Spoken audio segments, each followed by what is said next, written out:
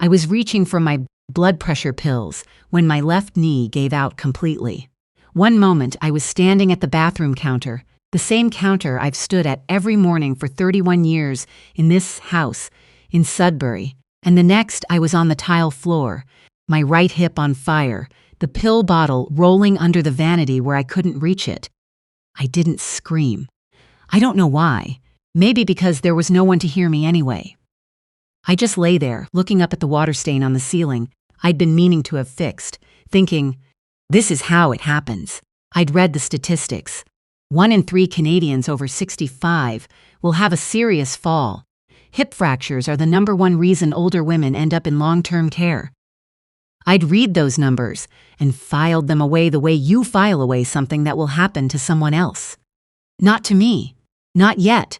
I was on that floor for 47 minutes before my neighbor Greta knocked on the door because she'd seen my car in the driveway and my kitchen light still on at noon. Which 47 minutes. I know the exact number because the paramedics asked me, and I'd been watching the small clock on the wall the whole time. The one shaped like a sunflower that my daughter gave me 15 Christmases ago, which now strikes me as deeply ironic. At the hospital, they confirmed what I already suspected. The right hip was fractured. I'd need surgery. The orthopedic surgeon, a young woman who looked barely old enough to drive, explained the procedure quickly and kindly, and then asked me who she should call. I gave her my son's number. I also gave her my daughter's number, because the surgeon asked if there was anyone else. I went into surgery at 2:17 in the afternoon.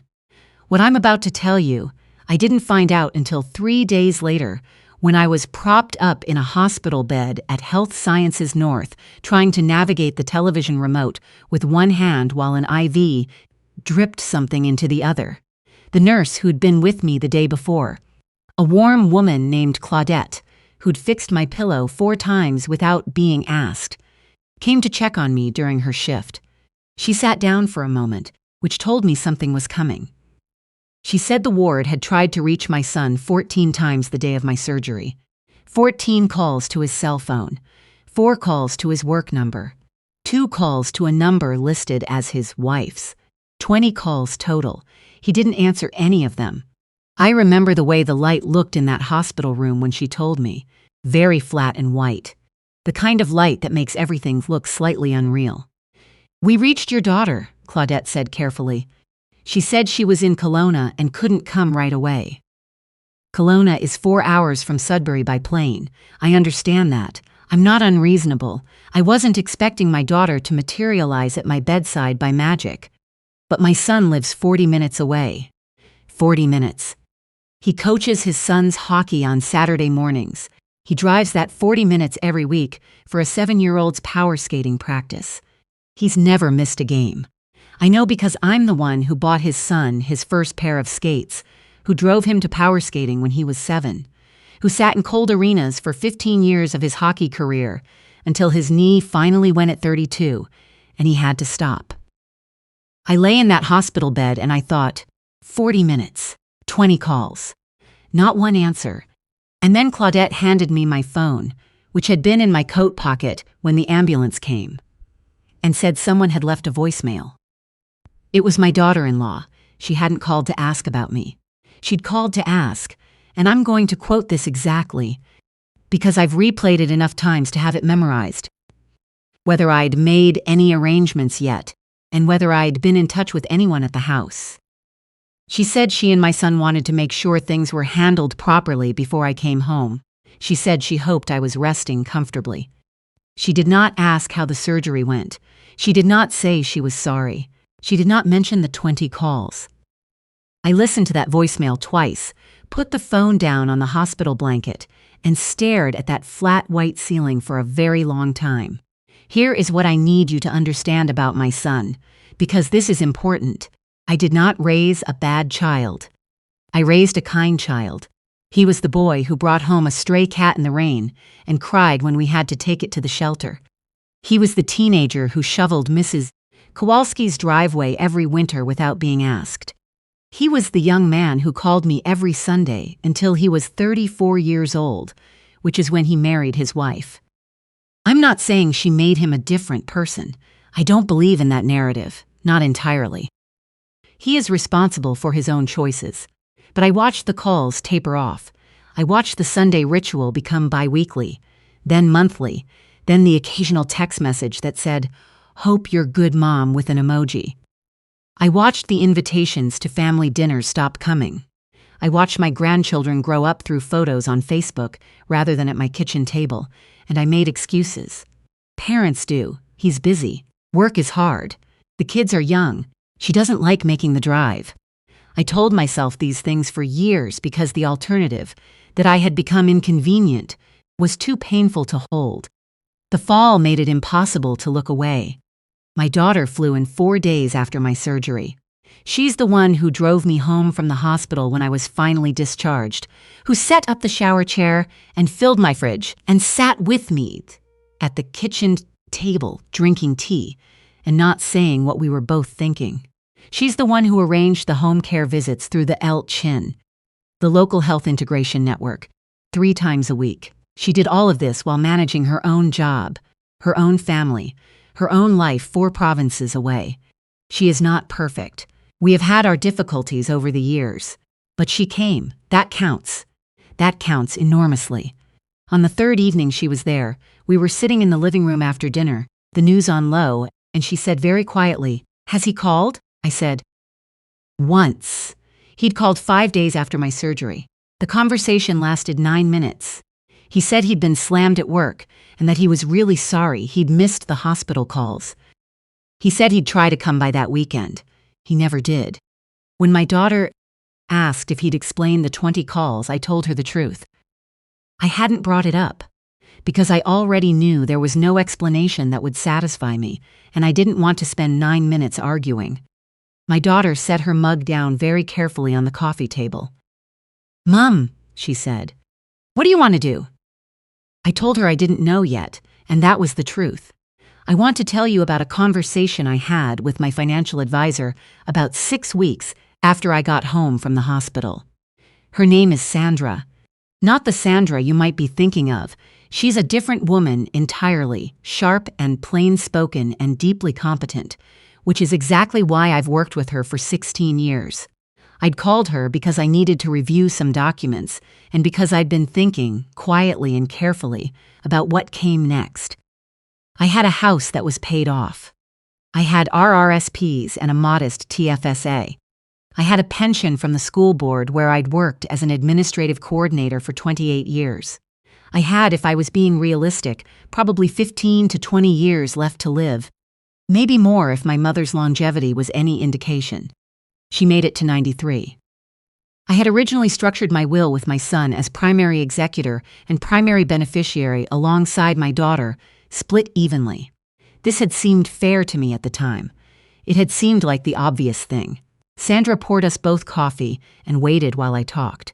She's good at that. She didn't interrupt. When I finished, she said, "You're allowed to change your mind. People do it all the time and for far less." I said, "I know. I just want to make sure I'm doing it for the right reasons and not just because I'm angry." She said, "Those 2 things aren't mutually exclusive." I thought about that for a long time. I should tell you about my daughter-in-law's Instagram because that's the part that shifted something in me from grief to clarity. My granddaughter, she's 12 and she follows me online, one of those sweet gestures kids make, sent me a message about 2 weeks after I got home.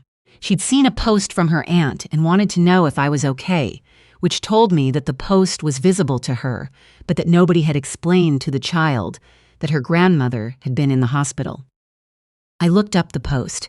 It was dated the day of my surgery, time-stamped 3:42 in the afternoon, which is approximately 1 hour and 25 minutes after I went under anesthesia.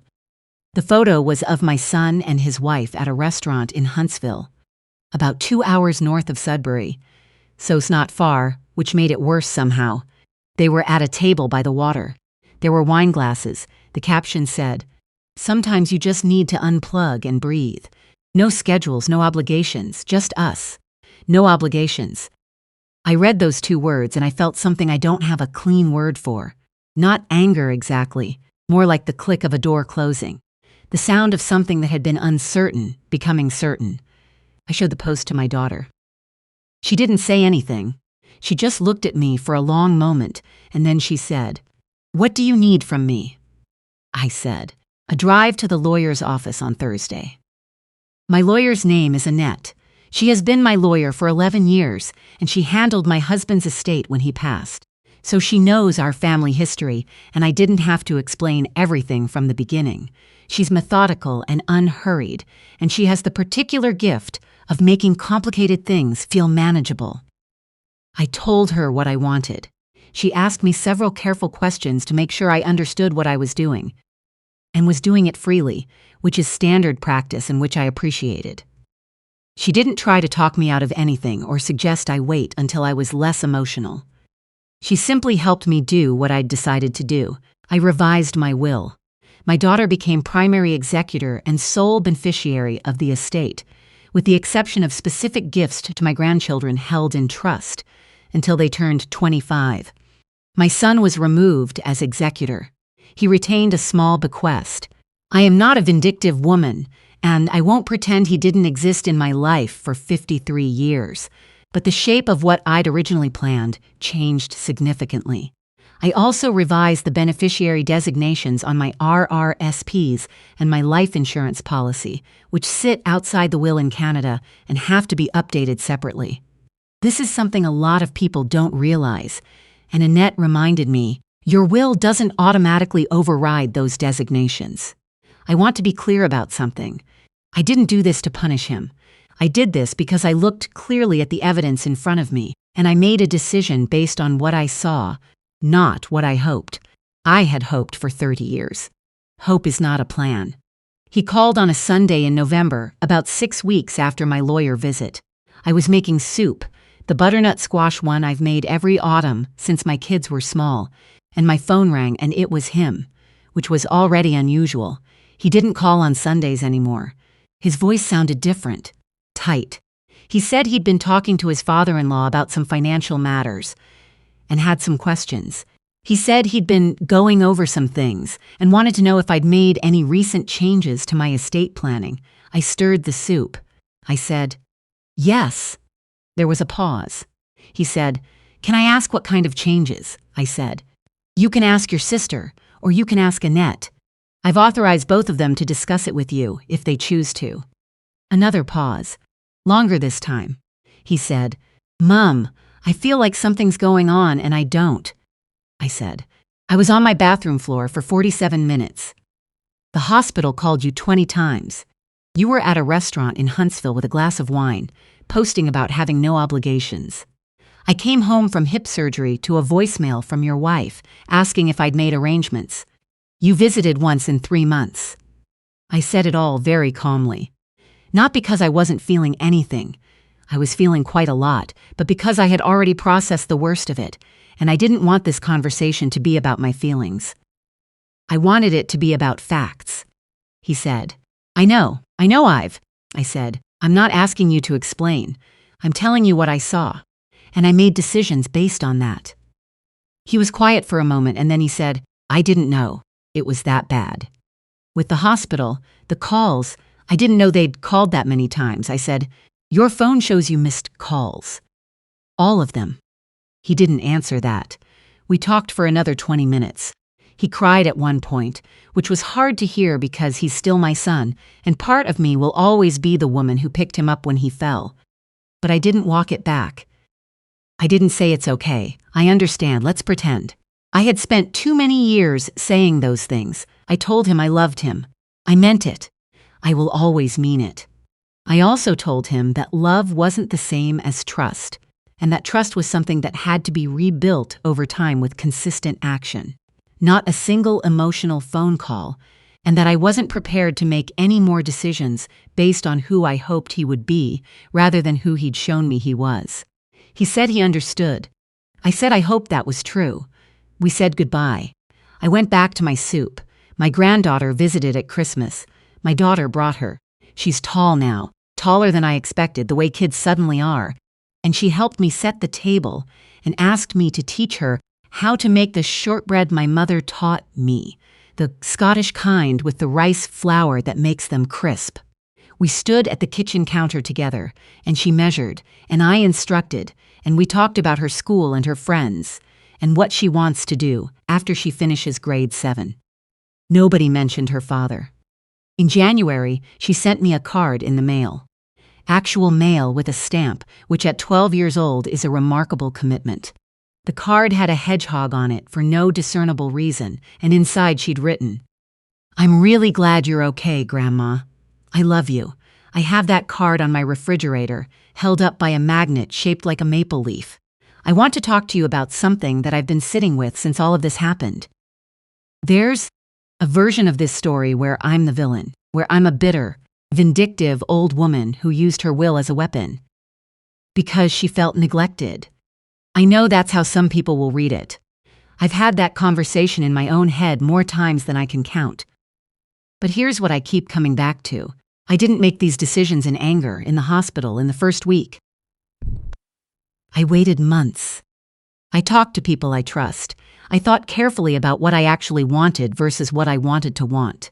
And what I found at the end of that process was that I had spent decades organizing my financial and emotional life around a relationship that existed mostly in my own imagination. I had been hoping my son into being the person I needed him to be, rather than seeing the person he actually was. That is not his fault entirely. It is also mine. But the choice about what to do with the time and resources I have left, that choice is mine alone, and I made it. I'm 68 years old. I live in a house in Sudbury, Ontario that is fully paid for. I have a pension. I have my TFSA. I have a daughter who answers the phone. I have a granddaughter who sends cards with hedgehogs on them. I have a neighbor named Greta who noticed my light was on at noon and came to check, which is the act that saved my life as much as any surgery. I have enough. I have more than enough. And I have, for the first time in many years, the quiet, unglamorous, deeply necessary sense of having been honest with myself about what is real.